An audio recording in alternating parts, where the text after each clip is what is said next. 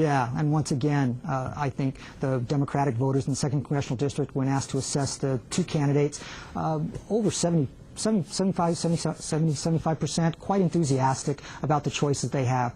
I think the party, despite its primary campaign, despite some of the divisiveness, they really did like their candidates. It may well. Those moderate Democrats who really do believe in fiscal responsibility, and that's one of the key tenets of the Tea Party movement.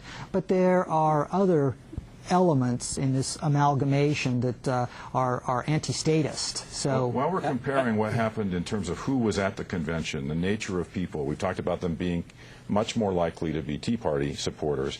Were there differences in gender and ideology between the delegates and the primary voters? Well, this one, what we've got right now is the difference between in gender balance. Of the primary voters, 54% of the primary voters are female. Of the convention delegates, only 25%. This goes to Republicans only. Republicans only, right? We're comparing the Republicans voting in the primary.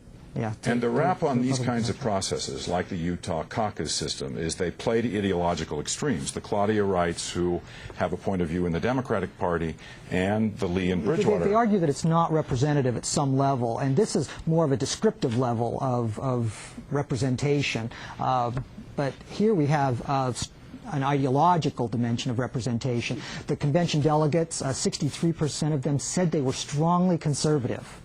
The Republican primary voters, only 46% said.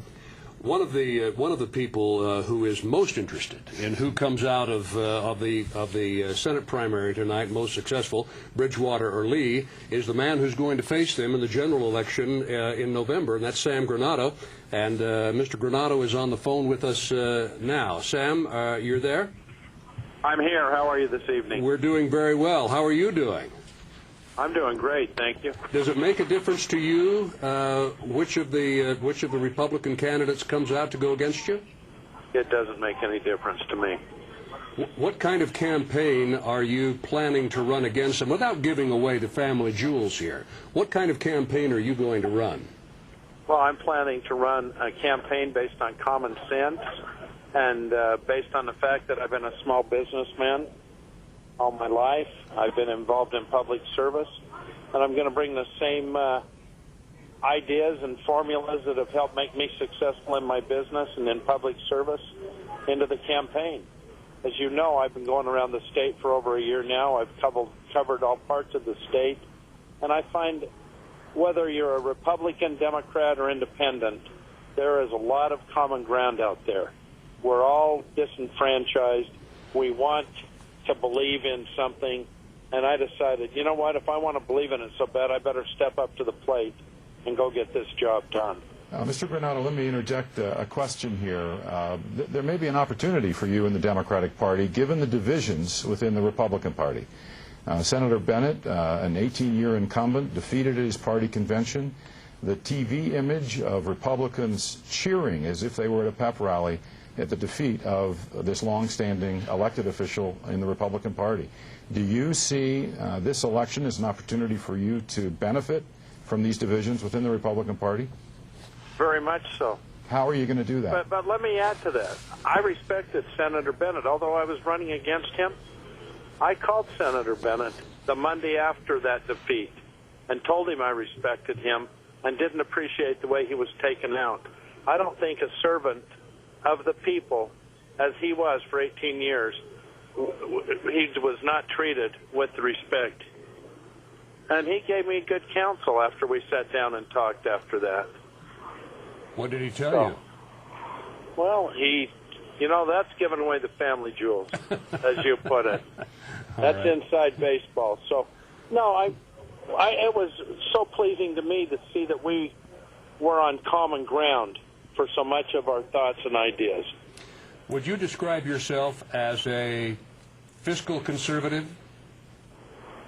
I would describe myself as a fiscally responsible individual and businessman. Labels are, I know that all people running for elected office do not care for labels, but unfortunately, when you get down to the 30-second sound bites, that's what we have a lot of. So fiscally responsible as one who has run a business. Where do you come down on universal health care or Obamacare, or call it what you want? The phrase Obamacare, I don't like at all. I don't know if you're aware of it. I happen to serve on the Urban Central Region Board for Intermountain Health Care. I've watched this debate with a lot of hopeful anticipation. We definitely needed health care. What we've gotten is not completely the package I would have had, but it's a step.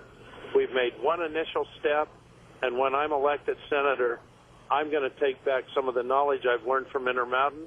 And isn't it pleasing that our president uses Intermountain as a prime example of what it should be across America?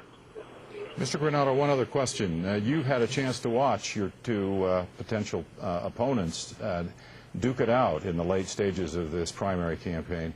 On what issues do you most fundamentally disagree with them, just in a nutshell? I would say in a nutshell just about every issue I come up with. If they say yes, I say no. Immigration could be one of the issues. Even the word that's been abused so much of earmarks. Earmarks need to be fixed, but we need earmarks. We need to create jobs. Would you overturn the 17th Amendment, direct election of senators, as both of them call for? I would not overturn the 17th Amendment. They're running for the people to vote for them, and on the other hand, they're saying, let's take it away from the people and let the legislature decide. That's completely against any principles that I believe in, and it's against the 17th Amendment. That's there for the reason that the people have the right to choose their elected officials. Well, people are clearly going to have a choice in November.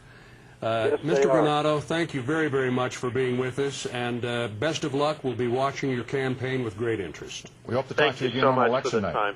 Thank you very much. I hope to talk to you then, too. Thank you. All right. Thank you very much. Let's look at some more numbers now. We had about 50% of the precincts reporting. Now we're up to about 52%, and Lee is holding that razor-thin margin. It is. It hasn't narrowed further. It's a little hard when you're looking at actual vote totals, Don, as you know, because you don't know where these are coming from. Right. And so some precincts coming in late in certain parts could make a difference. But this is too close to call. But 52%, does this give you any pause, Kelly? Make you think that your Utah voter poll might be not accurate this time? Well, statistically still within the margin of error. Could have flipped either way. These things are hinge on turnout. Right. And we make our best guess about who's going to turn out, but on election day, we're not the ones driving them to the polls. That's correct, and we still don't know for sure what the voter turnout has been. We're saying 10 to 12%, but we don't know. Election officials in the counties and at the lieutenant governor's office said somewhere between 8 and 12%.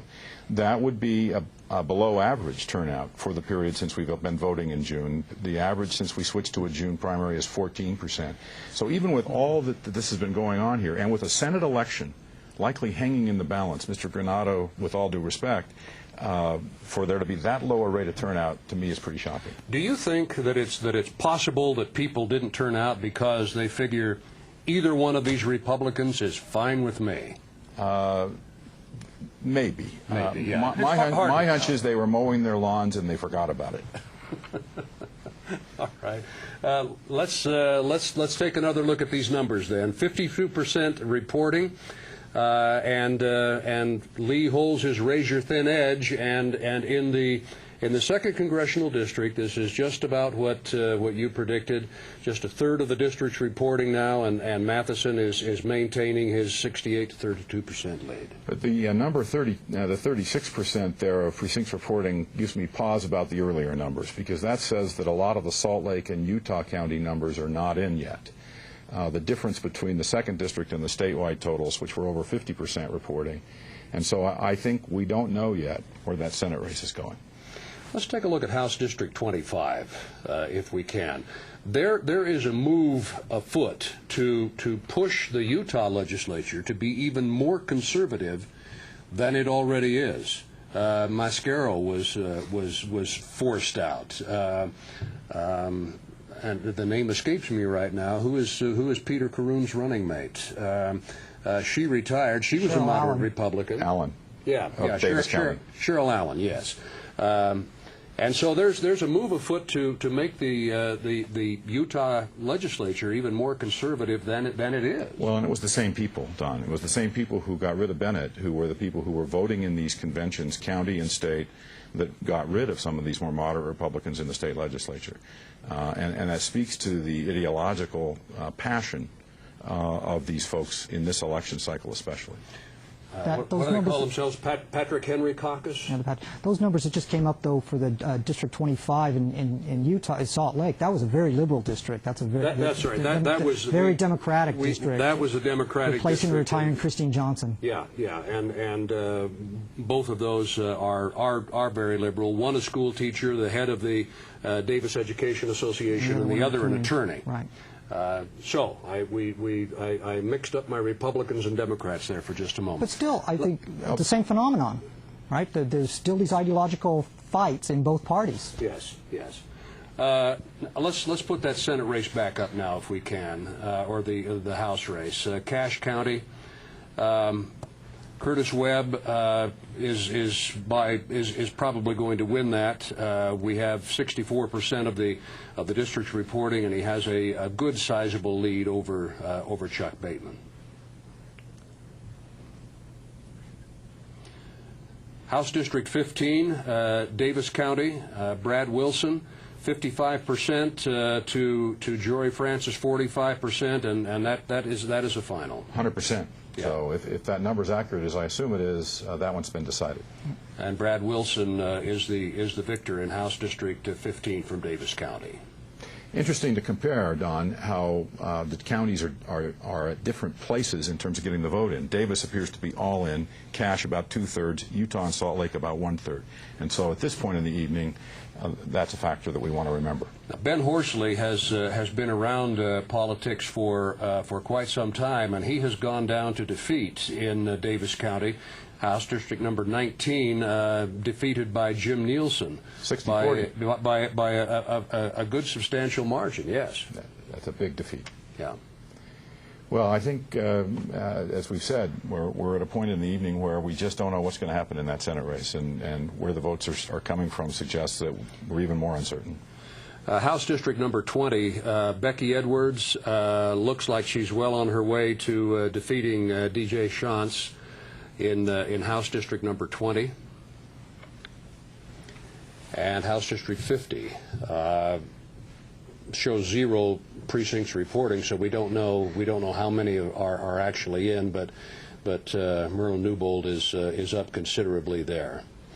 And Mel Brown is one who I think that they were trying to move out, and this is up in the Summit, Wasatch. Yeah, that area. By Colville. Yeah, exactly. Right, up by right. Colville. This is that was an important race for that moderate group. Right, and Mel Brown has held on to his seat.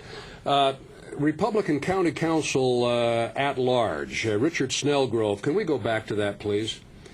Go back to that Snellgrove race. And come on, computer. Let's not bounce through these too quickly. There we go.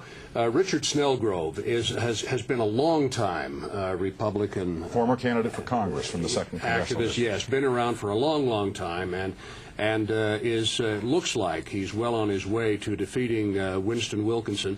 This is another race where both are conservative.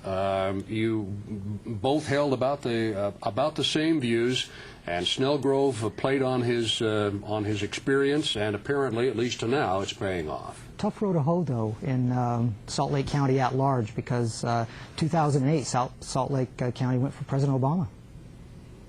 And has elected the person who's running for governor, Peter exactly Caroon, right. So, as their leader. No longer Republican walkover. Right. Right. True. And here's a Democratic vote from Salt Lake. This is Salt Lake City. This should be Salt Lake City.